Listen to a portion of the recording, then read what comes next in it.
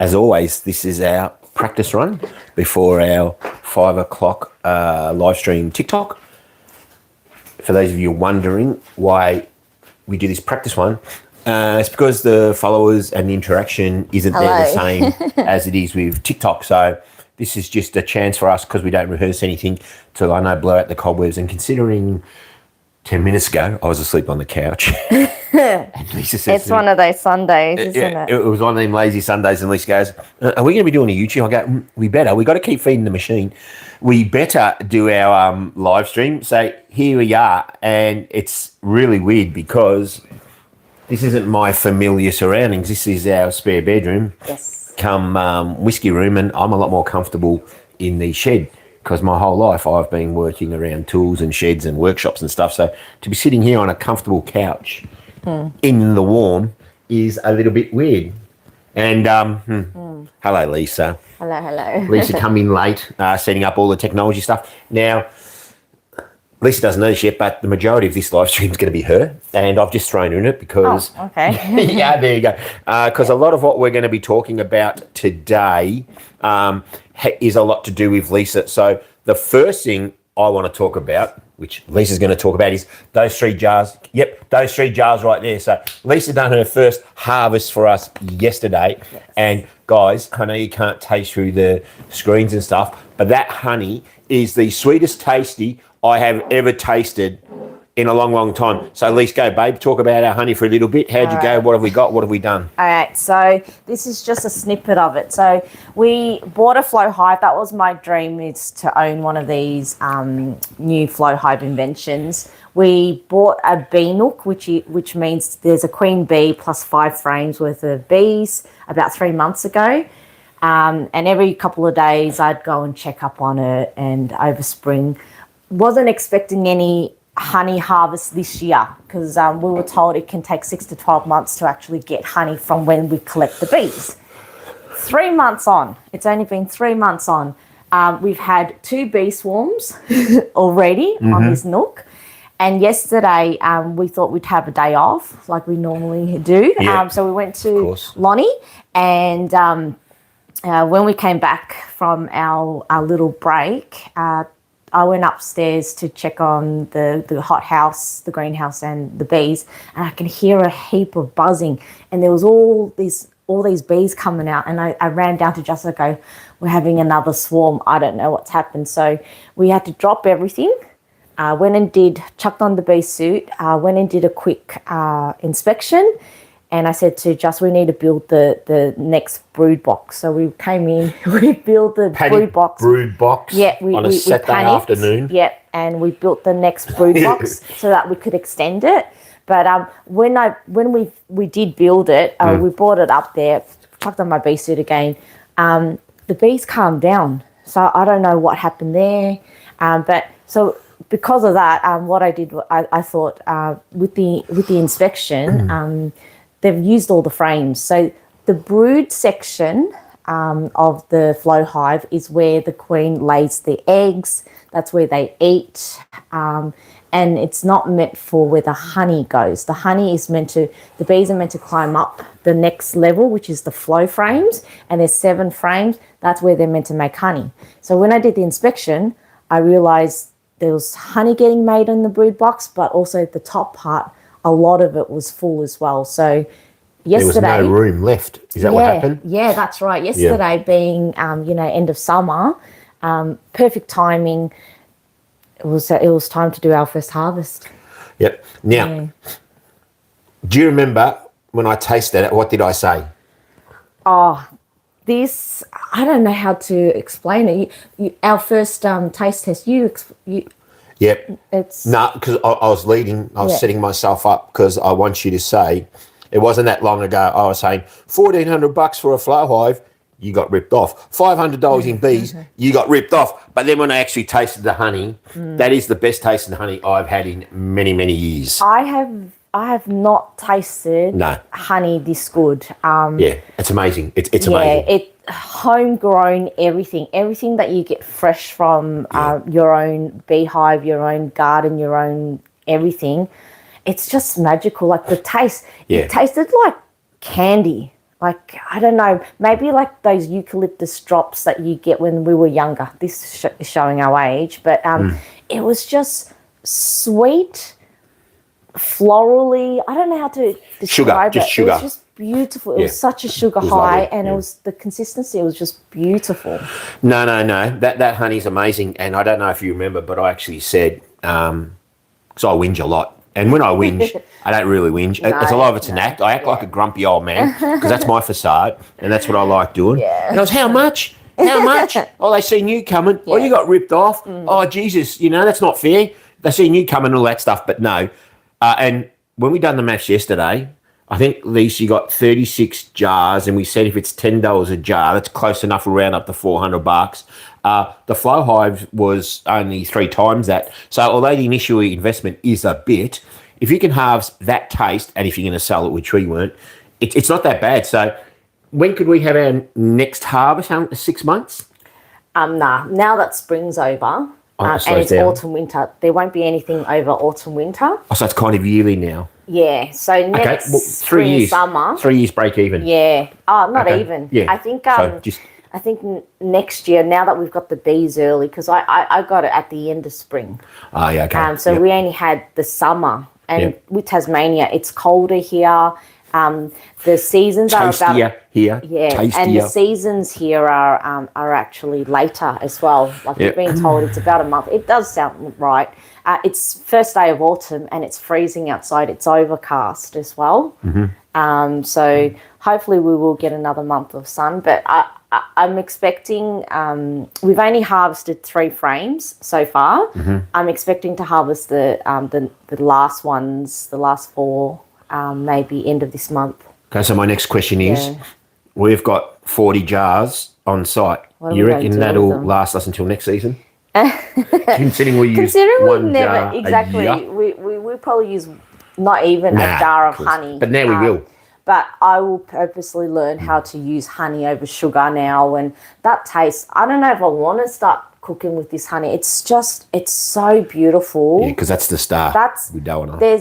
That's pure honey. It literally comes out of the float, and I will I'll upload some videos on it later today or tomorrow. But there's no honeycomb. That's pure honey, straight from the flow hive. So. And the last thing I'm going to say about the honeys, unless you got something else, the last thing I'm going to say is, I drink green tea for the antioxidants, and I'm trying to force myself into that. And I do that a lot now, and I like it. I want to incorporate some of that honey, because if you've seen any of our videos, you know how much sugar I drink and all my Jack Daniels and Cokes and stuff. If I can cut back some of that chemical sugar for the natural sugars, obviously the guts will go a little bit.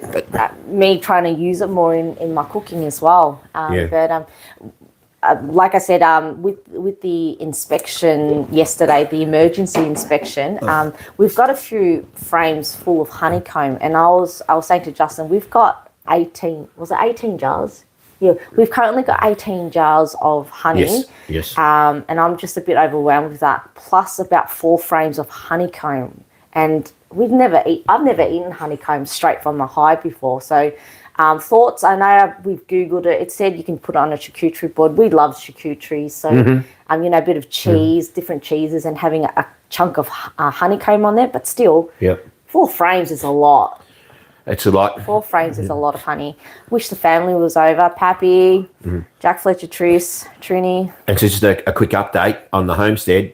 We've got a lot of honey on site now. It tastes delicious. Yeah. Lisa's getting super confident with it all now. And I'm happier that it's all working out well. So when it comes to our homesteading, have bees, get honey, tick, job done. Yep. So, chickens and eggs, tick. So we haven't bought eggs for since March of last year. So it's March now. So a whole year of no eggs, and eggs are getting quite expensive. They were quite expensive. Perfect lead in. To what, baby?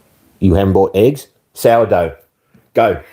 Yay, yeah. So because you've done that this week too. Yeah. So I think just over 10 days ago, I started the sourdough starter, and the first 3-4 days it smelled really sour, really vinegary, and I panicked and I Googled it. it just meant that it was a very hungry starter. By day 8, day 9, I let you smell it too. It was like a really sweet, yeasty smell. You were saying The brewery reminds me of the brewery. Yeah, the beer, the yeast, the hops, the barley, all that. Yeah, lovely. Very sweet and doughy. So by day 9, I started the sourdough bread, and there's a bit to it. In Paul West's River Cottage Australia's recipe book, not promoting him, but I just happened to have the book. You have to do the sponge first, and that was an overnight thing. So it was a scoop of the starter, it was some flour, it was some water, mixing it all together, and it had to be like a gooey sponge, left overnight. And then the next day, it was 3 separate times. You have to let it rise and proof, and every time you let it rise, you had to use Knead it. Yep. And then poke it to get all the air out.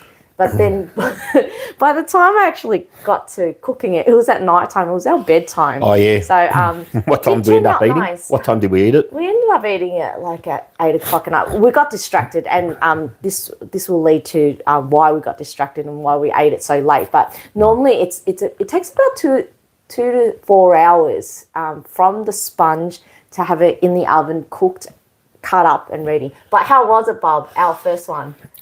Awesome. It was delicious. And Lisa pulled it out of the oven, of course, and it was super crunchy. Yeah. And we had a stick of butter. Yeah. And we had some quality olive oil from Melbourne. Yep, which we brought over. And we were just sitting there dipping this fresh sourdough. The house smelled lovely. It was warm, it was crunchy, and it was a lot denser.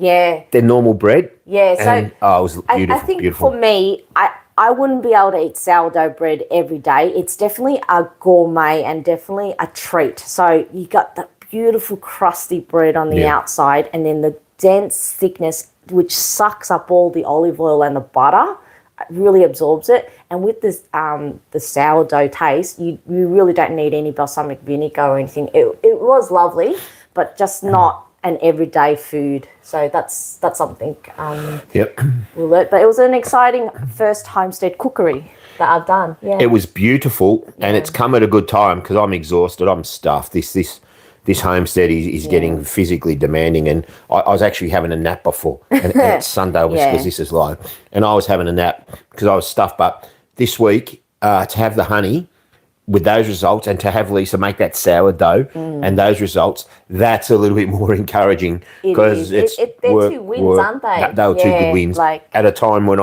my internal battery needs a bit of a charge up, it was good to have the fresh honey and your sourdough. Now, what happened? Why did we eat so late?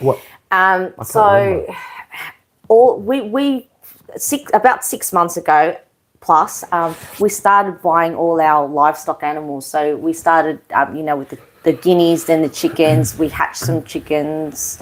Then we got the calves, the goats and all that. The cows are growing a lot quicker, and they're eating a lot more than we're used to. And what we did was, when we first brought the calves home, they were only small, 100-kilo calves, but they were still small. So we had 3 of them just outside our house in a little veggie patch that was already fenced off. They're now 7 months old, and they're eating a lot, they're pooping a lot, and they need space as well.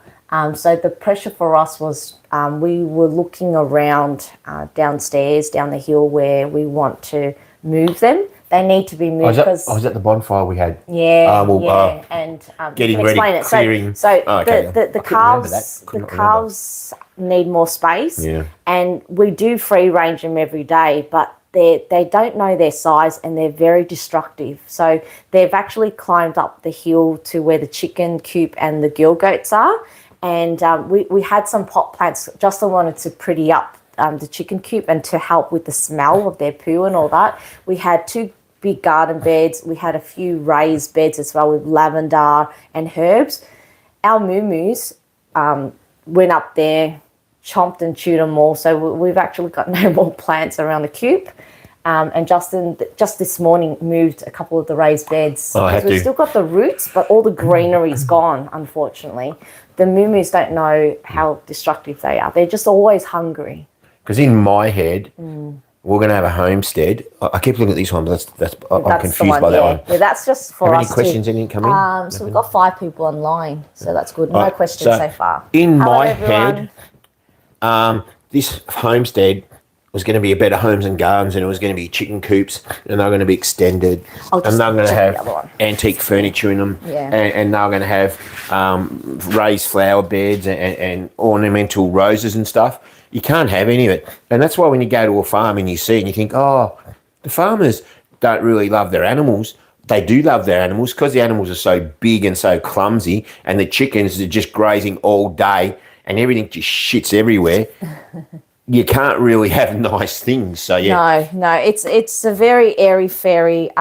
So Chris says hi. Hey, Chris. Oh, Chris, I met Chris. Yes. Mate, how you going? Lovely, Chris. Yep. So, Do you want to say anything about Chris? So Chris. No, hi. Chris, we're saving you for later. Okay. More so TikTok at 5 o'clock, as you're aware, and hopefully we're outside. Yeah, because it's just a quick YouTube. Okay. Now, Wilma's made a new friend. So Wilma, because our block is 2 kilometres in length, and it's not fenced. It's fenced, but not. Well, it's not. The back of it's not. The back of it's not. No, it only comes up like 500 metres. Okay. So, because we've only got a front fence which is broken and 2 side wings which are broken, Wilma's discovered our neighbours. So, lucky the neighbours tolerant to dogs and got no livestock. Otherwise, Wilma would have been shot a couple of times by now. Yeah, but, our escapee. So Wilma's out all the time. Yeah, so that's a bit annoying. She's discovered our neighbour. Yeah, Wilma, I'll just throw that in. Oh, okay, now, the overcast. Do you mind? Now, this is JLGapYear. J for Justin. Can I actually say something this time? Yeah, go. Do you mind if I actually... Can I get a word in? No, I knew you'd be talking a lot because it was honey and it was sourdough and it was all you. Yeah. I know, just... Topic is system upgrades. Yeah, one of my solar. Yeah, okay, so I was on the roof this morning. Now, it's been overcast yesterday afternoon, and it's been overcast all day today. Yeah. Yesterday when I knocked off from work, I hopped into the shower and it was quite cold. Now, I've been meaning to go up there for a while to turn up the thermostat, and I have, but there's been no sun today. So although I turned up the thermostat, I'm not expecting a really warm shower tonight. So yesterday we had to revert back to the old kettle, which is a hot water service, which is electrical, which is fine. But the juice that has consumed from our batteries, and what you checked before we come, what's our solar batteries at the moment? Okay, so since we installed the solar and the batteries, we've always only used about 20%. So we're always sitting about the 80% by night time before bed. Yesterday, you had the kettle, the hot water service, the little 50-litre one. We had it on for 2 hours just to get some extra warm water. That took 20%. So by bedtime, we were at 50%. And this battery. morning, so 50% of capacity. Yeah. How much has it gone up now? And normally, if it was sunny, if it was a normal day with the sun out, by lunchtime we'd be at 100% capacity. At the moment, I think we were only at 50-something percent. So it hasn't charged we back haven't up. been able to charge it today. So this is the first time the solar has been. So this is a bit of worry. Tested, yeah, that's the word. Yeah. So there was no sun yesterday. Yeah. So the evacuated tubes couldn't do their magic. And our solar wasn't absorbing and charging the batteries. And although the solar batteries did obviously heat up our kettle for us, it sucked a lot of juice out of the battery. So, and like Just said, the last few days where we are, it's been overcast and there's a bit of rain. I think the night before, because we were down there all day, and then I came back and I turned on the oven late. And I normally do my cooking. I normally heat up water during the day when there's sun's out so that we don't affect the battery capacity. So 2 nights before, I made the sourdough. That took 2 hours of oven on at night time when the sun was down. And yesterday we turned the hot water unit on late too. So again, we weren't getting any solar charging. We were just taking it out of the batteries. And we know ovens and we know hot water units, they consume a lot of the battery consumption. So I'm now very conscious of using it at night time if we do need it or not. So we had these two Speaking things. of that. Yeah, we had these two come in the mail, and they're telling us that the electricity supply was going to be interrupted for upgrades and stuff. So me and Lisa, we've been laughing, thinking, no, we're off grid. No, we're not going to feel it. We haven't affected it. Yeah. And so for the last month, pretty much, the battery and the solar, and we've been very happy and very comfortable and confident with it. And nothing's changed for us since we flicked to solar, but the last 2 days. And now it's on my mind a little bit. Yeah. I'm looking out the window. Come on, son. Come on, son. Come on, son. Because I don't want to go get a generator and set all that up. And we're not there. And if we're at 50%, that's fine. Yeah. Because you're not doing no big cooking. No big cook. No. I had the air fryer on before. Yep. Okay, and I will have to just heat the kettle up probably, or I'll have a shower. Yeah. During the day, heat it up during the day instead of at night time. Our problem was the last 2 nights, we were doing stuff at night time, and then the next day it's overcast. It's not charging all the way. But the problem is, if it's not charging now, and it's not, and I use more electricity during the day, it's still not going to get charged. So if I charge it tonight, when it's more relevant. So this is the dilemma. Do I charge the hot water now and do we let it sit in the kettle for 3 hours and keep using electricity to heat itself? Or do we just heat it up once in the afternoon when we're going to use it and save all that reheat change? I think we can leave it. Like what we learnt from last year when we had the electric kettle once the kettle is on and it's hot, it's fine. All right. And it draws a lot of energy to heat up. Yep. But once it reaches the heat, it drops back down. Yep. Like it doesn't take as much of the battery. Anyway, we're learning. Yeah. I don't know about questions. No, I can't see it on this one. What's the time? Half hour. Yeah. There you go. Well, let me if go there's check no the questions, other one. Yeah, let me go that's check just the questions. It was a quick one. our warm up. Yeah. Because some people, not a lot, some people are watching it when it goes live. When the live's over and it goes to YouTube proper, some people tune in. So this is for their benefit. But Chris, 5 o'clock, we'll see you at TikTok where we do the hour longer one where there's a lot more interactive. Yeah. So no questions? No. Everyone's just saying hi. So thank you for joining, and that's it. I think there we go. We're just doing an early one. Yep. See you at 4:30. 5. A bit earlier. I start earlier. Cheers. All right, done.